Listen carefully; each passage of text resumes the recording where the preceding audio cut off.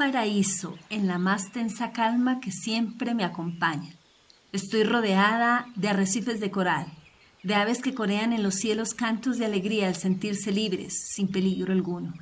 Estoy llena de historias de terror, pero también llena de vida.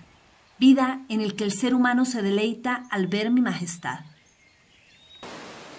Soy la isla Gorgona, un paraíso escondido, un tapete verde lleno de enigmas, mitos, leyendas que pocos conocen, donde muchos se atreven a explorar y otros miran de lejos con ojos de curiosidad porque perciben los enigmas que esconde.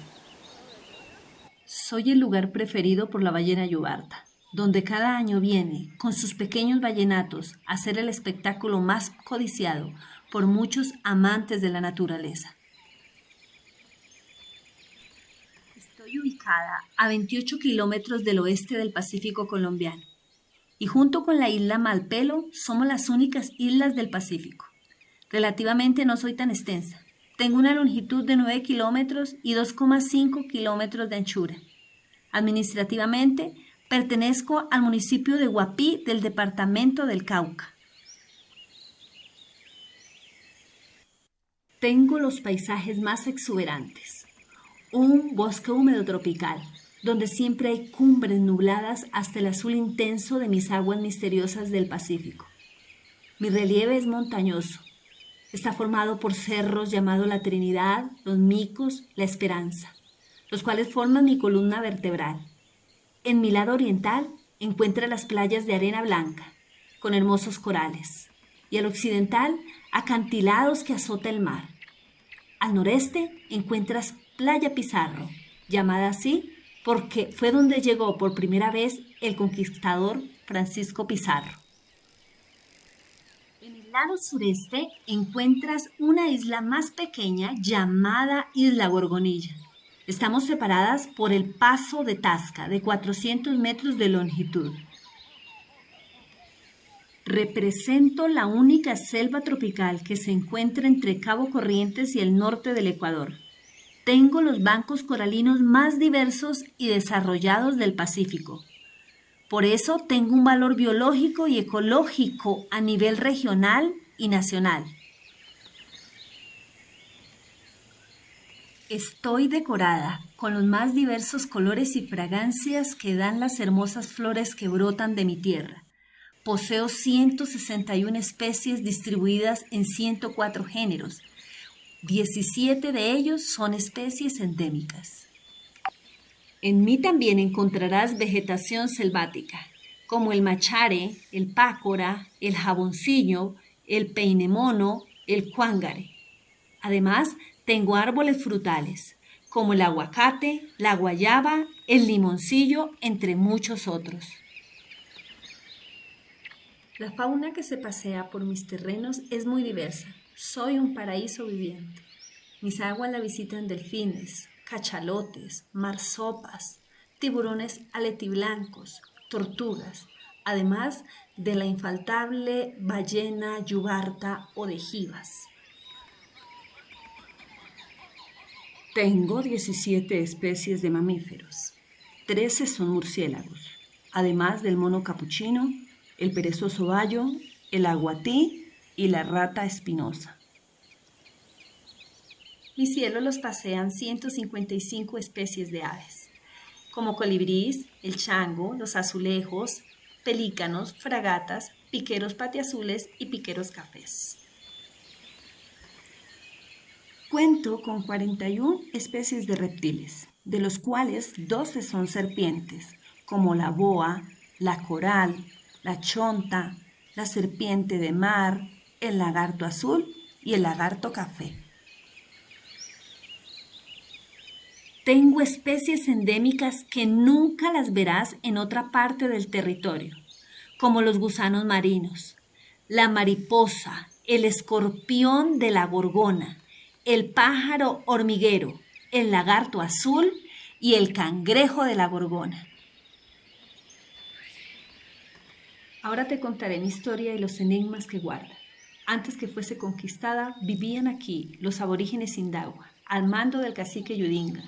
Ellos eran provenientes de los departamentos de Nariño y Cauca. así que ellos fueron los que me poblaron y vivían de la pesca y de la navegación. En 1526, Bartolomé Ruiz me descubre por órdenes de Francisco Pizarro, pero en 7 meses que estuvieron sus hombres, muchos murieron por las mordeduras de las serpientes que abundaban en mis terrenos. Fue allí cuando me bautizó con el nombre de la Gorgona, porque le recordaba a las gorgonas de la mitología griega que en lugar de cabellos llevaban serpientes en sus cabezas. Desde Pizarro hasta la época de la independencia latinoamericana, serví de estación de abastecimiento para naves que iban de Panamá al Perú y viceversa. En 1980, Simón Bolívar me obsequió a Federico de Cross, un sargento mayor de la Legión Británica, como reconocimiento a su labor en la independencia. Pero al final del siglo XIX, sus hijos venden una parte de mí al comerciante Ramón Payán. Estas dos familias vivieron en mis territorios hasta 1960. En 1969, el presidente Alberto Lleras Camargo volvió a apropiarse de mí, diciendo que yo era parte de la nación y que no podía ser propiedad privada de nadie. Fue entonces cuando construyeron en mí una prisión de máxima seguridad con el fin de descentralizar el crimen y apaciguar el hacinamiento en otras cárceles del país. Esta época de mi historia ha sido la más oscura porque los sucesos ocurridos han hecho que el mundo entero pose sus ojos en mí. Por esto he sido motivo de investigación por parte de organizaciones particulares y públicas, por personas que han querido conocer los matices más oscuros y crueles de esa época de mi historia. Por esto, hoy te quiero presentar un relato que ha arrojado las indagaciones de cuando fui prisión por 25 años. La prisión de máxima seguridad Gorgona fue un centro penitenciario donde miles de condenados fueron llevados recluidos lejos de la civilización, de las miradas, de la sociedad, bajo la amenaza de serpientes, a la voluntad de guardias corruptos y peligrosos convictos. Confinados en 2 hectáreas tras una alambrada, había más de 1000 presos, desde criminales condenados por homicidio y violación, hasta protagonistas de la violencia política bipartidista del siglo. Maldito este lugar, maldito sea. Aquí solo se respira la tristeza. Dejó escrito un prisionero en un poema. Gorgona está en la lista de las cárceles más siniestras del mundo, como Alcatraz en Estados Unidos o la isla Robben en Sudáfrica. Corazón de Jesús Aguiño, un guía de 57 años del actual parque ecológico, afirma que hay muchas leyendas sobre Gorgona. La mayoría son inverificables, pero lo que sí es cierto es que era un lugar de castigo y sufrimiento terrible. En principio, la prisión se construyó siguiendo el modelo de los campos nazis. La constituían 3 o 4 patios, cada uno con dormitorios propios y un pasillo que conducía al cuarto de castigos. Cada prisionero tenía asignado un número y las visitas eran excepcionales. Solo los más dóciles podían salir a talar el bosque. Habían alrededor de 120 guardias a cargo. ¿Cuántos hombres habrán muerto en Gorgona? Nadie lo sabe realmente. Sin embargo, según el guía Jesús, los homicidios eran la principal causa de muerte. El castigo más temido era el del cilindro, un hueco de 80 centímetros de ancho donde el preso era obligado a permanecer de pie durante días sin moverse, sumergido hasta el cuello en agua de lluvia mezclada con heces. Los guardias eran ladrones, corruptos, se vengaban de los prisioneros. Eran las costumbres de la tropa. Las torturas, los maltratos, alimentos infectados. Gorgona era un verdadero infierno, reconoce el último director de la prisión, el mayor Miguel Darío López, en una entrevista con la AFP en Bogotá. También hubo tortura por hambre. A los detenidos solo se les permitía comer papas y un poco de arroz. A veces, serpiente casi cruda. Lloraban a menudo, todos tenían problemas mentales. Se mataban entre ellos con cuchillas caseras o se estrangulaban con un trapo. Solo uno de los bloques de la construcción sigue en pie. Hoy en día solo raíces gigantes y enredaderas trepan por los muros. Las ramas serpentean por los desagües, ya no hay techo, sino una espesa cubierta vegetal. También se levanta una sofocante catedral con la estatua de una virgen y un niño. Charcos aquí, musgo y el zumbido incesante de los insectos y los animales. Del comedor sobreviven largas mesas carcomidas por el moho. Un único dormitorio repleto de murciélagos resiste el avance de la vegetación. Los guardias vigilaban todo desde una pasarela de cemento. Era muy difícil escapar. Solo 5 o 6 personas lo consiguieron. La mayoría de los fugitivos eran recogidos por los barcos que pasaban por allí y reubicados. Entre ellos, Eduardo Muñetón Tamayo, el papillón colombiano, quien se fugó en 1969 y fue recapturado 3 años después. También está Daniel Camargo Barbosa, alias el Sádico del Charquito, un asesino en serie que se evadió en 1984 y fue dado por muerto en el mar antes de ser recapturado en Ecuador.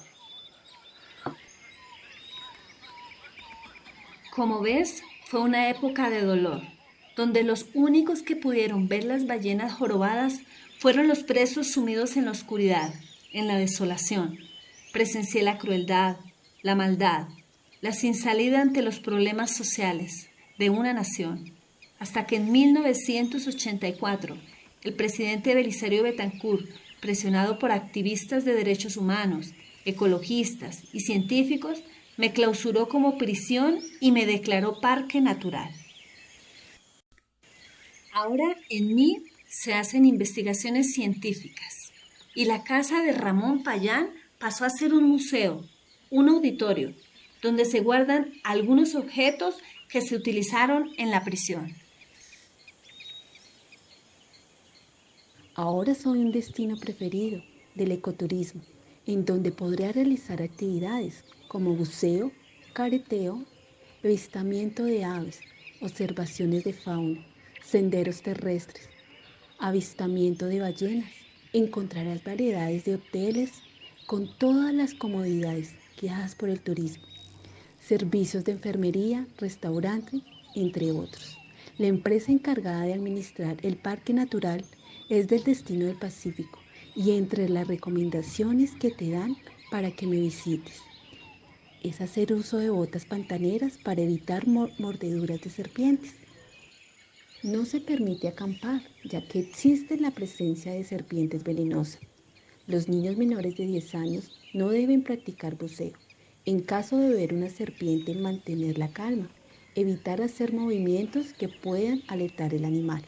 No se acerque a las babillas, no molestar a los monos, respetar la integridad del ecosistema de la isla para así conservar un ambiente sano y agradable.